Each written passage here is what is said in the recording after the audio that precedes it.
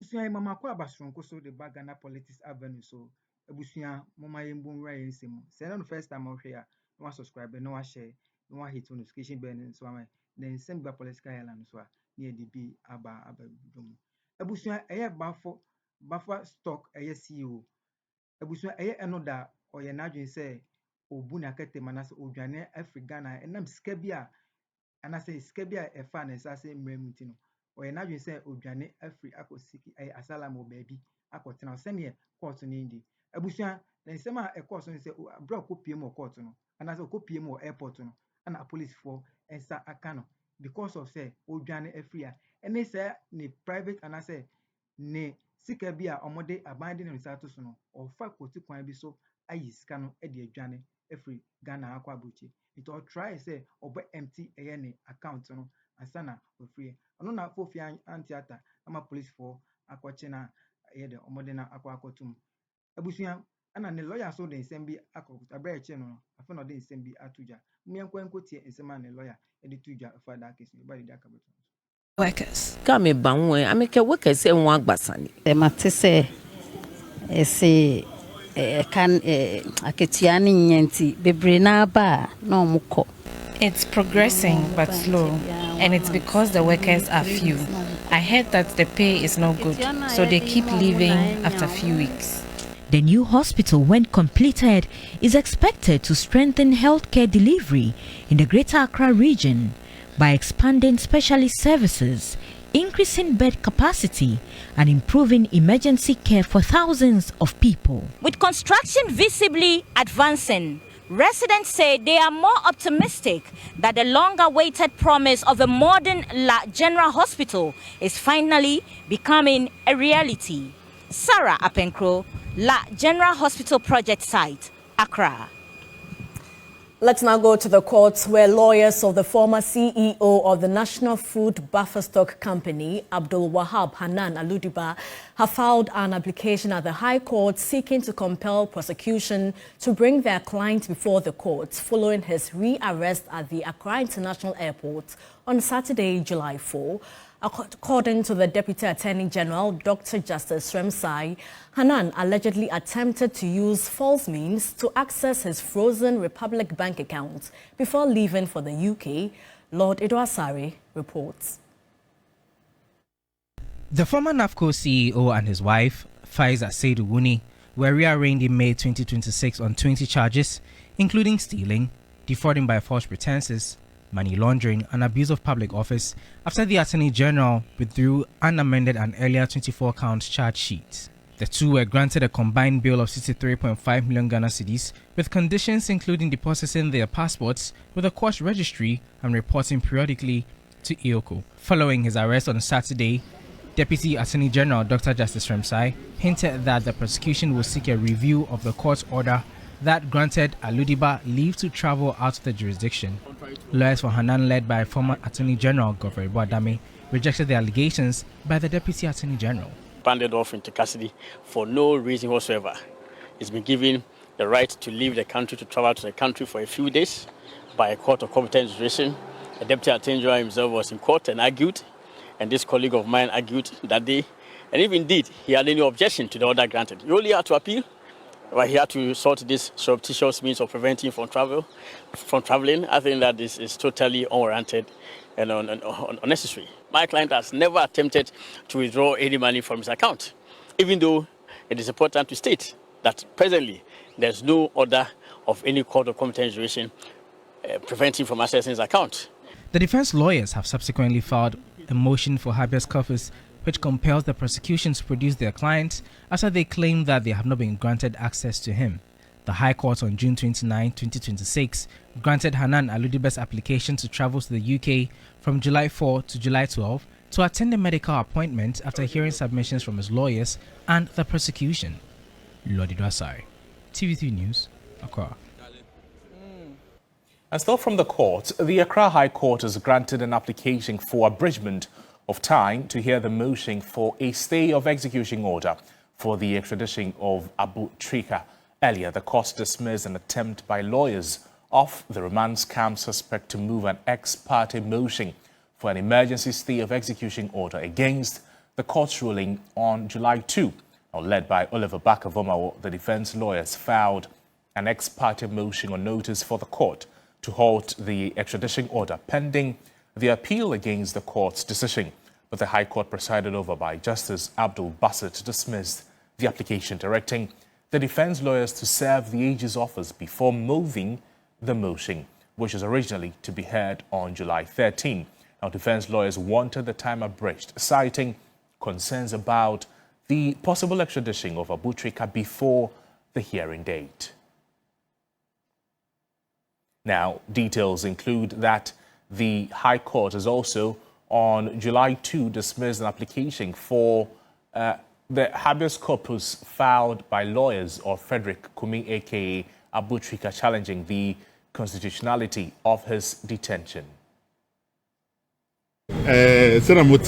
Court last time, court my order about Frederick Kumi, Abu Trika, extradition on na court ma order yemre mu no wo right obey appeal ana nse ne be ya ne appeal no be ko ni appeal no ya file dada nti yes court ne say yentimi nyi no abra or appeal decision.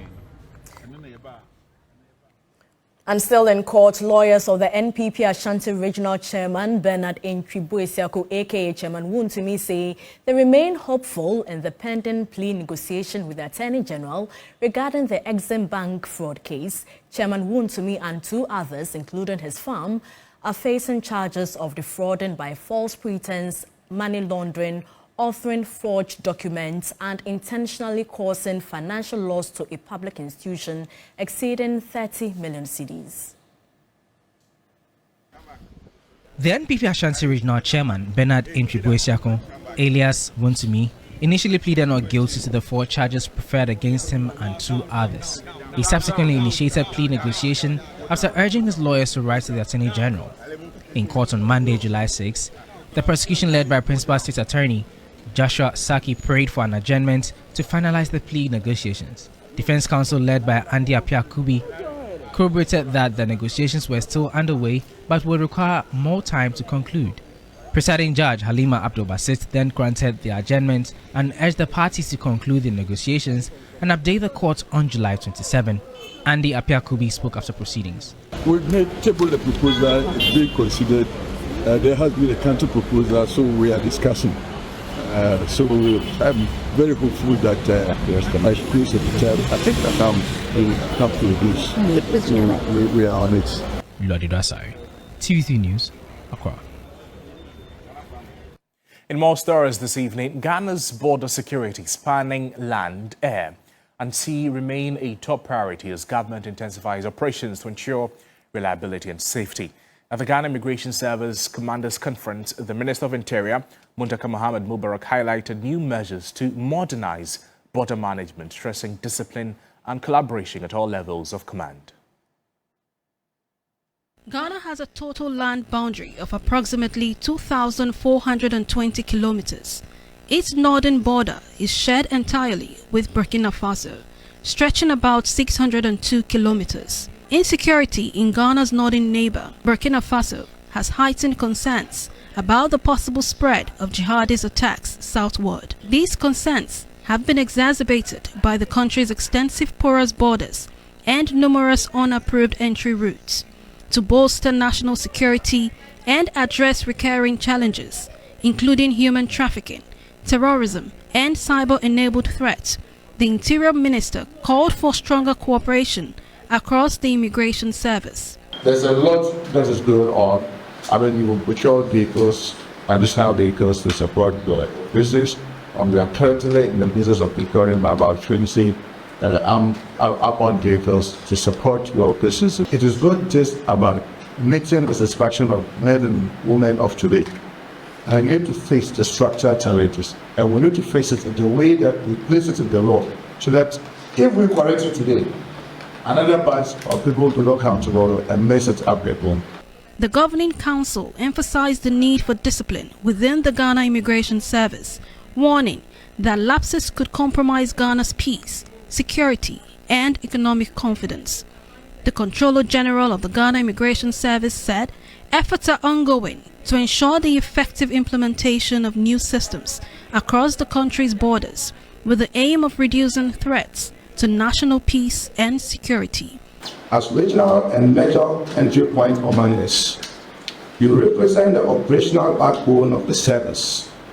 The efficiency of our border management systems, operational successes across the various commands depends significantly on your leadership, commitment, and cooperation. A evolving immigration landscape, rising transnational crimes, border security challenges, and rapid technological advances demand a more professional, innovative, and coordinated government immigration service. In more news tonight, the Coalition of Civil Society Organizations Against Proliferation of Small Arms has described the directive of the Interior Ministry to revoke or suspend all existing civilian firearm licenses as one being handled in a rush and administratively unprepared manner. The coalition is asking the ministry to suspend what it describes as a blanket implementation of the directive and replace it with a phased region-by-region audit and revalidation process. For the coalition, the directive may be good, but it must be implemented properly. What interim protection exists for lawful owners who suddenly find themselves technically disarmed? It is not enough to say people should go for tests. Public administration is not an announcement. It involves planning, coordination, capacity, logistics, communication, documentation, and most importantly, accountability. Imagine thousands of firearm holders walking to Tesano police shooting range for practical training. Imagine thousands reporting to NACOC for drug tests. Imagine the pressure on mental health institutions or professionals who are already under-resourced. The solution the coalition advocates is not merely to revoke license, but rather to pass a modern law, adequately resource institutions, and build a credible national firearms database. This is why we say the intention may be legitimate, but the implementation approach is problematic. There have been inadequate public education. Firearm regulations cannot be treated like a secret security operation. It affects public safety, lawful ownership, community trust, policing, and national security. In response, the Executive Secretary of the National Commission on Small Arms and Light Weapons, Dr. Adam Bona, says the Commission will look at areas where they fall short in terms of public education and sensitization and work on them, although some education has already been done in that regard. Let's not panic. But I want to reiterate that the minister didn't say quickly run to the nearest police station and surrender your weapon to the police. And so maybe sometimes you can speak, and interpretation, it depends on who is interpreting and who is listening. And so I believe that just give us some time. I mean, all these things will be much clearer if, the CSOs and some section of the general public think that it is not too clear. The Coalition of Civil Society Organizations Against the Proliferation of Small Arms expects the ministry to publish a clear national implementation protocol within a month.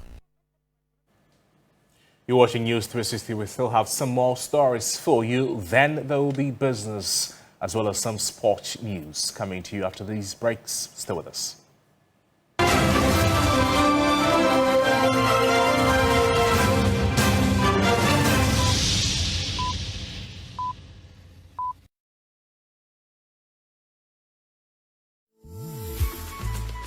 I love President Charcoal.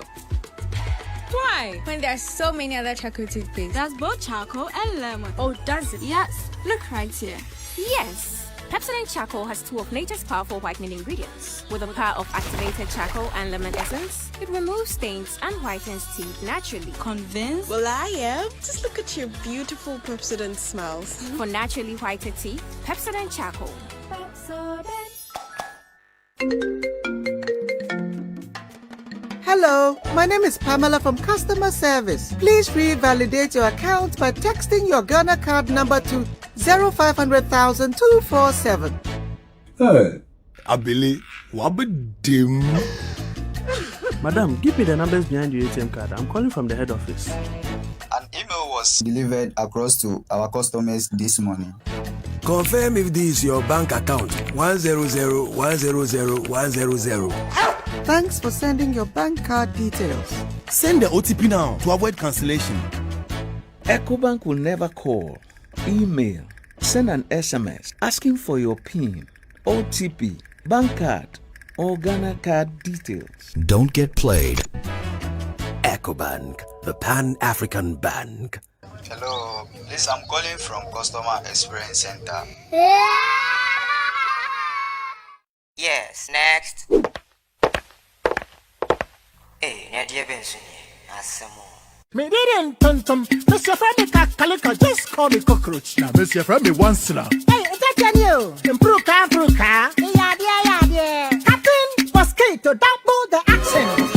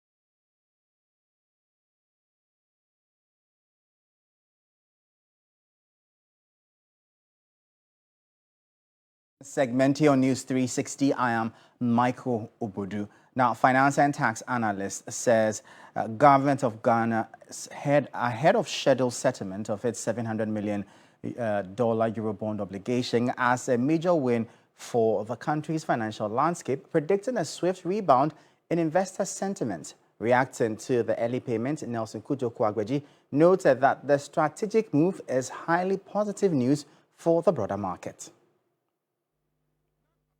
The payment of the $700 million Eurobond obligation ahead of schedule breaks down into $525.2 million in principal repayments and $174.8 million in interest payments.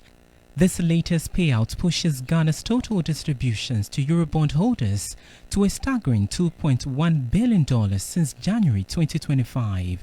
The finance and tax analysts projected that the repayment will deepen market liquidity and pave the way for an upgrade in Ghana's credit ratings in upcoming sovereign assessments. This is good news for the economy.